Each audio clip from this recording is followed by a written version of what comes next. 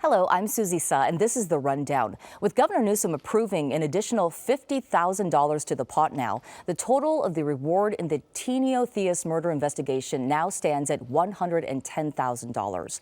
This after public outcry seeking justice for the murdered teen whose body was dumped along the 110 freeway.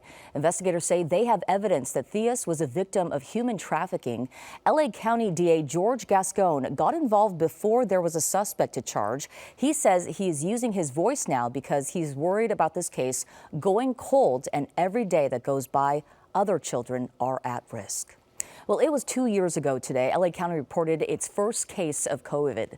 And since then, more than 2.5 million people have contracted the disease and more than 28,000 have died.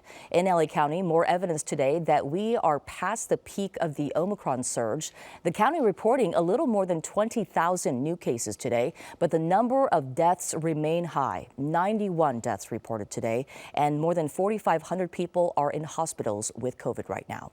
LA Mayor Eric Garcetti has announced a $2 million incentive to get big companies to cut back on their water use during the drought.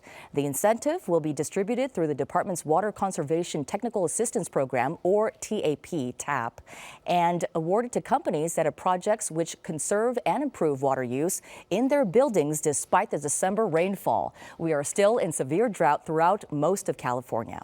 And now here's meteorologist Alyssa Carlson with a check of that forecast.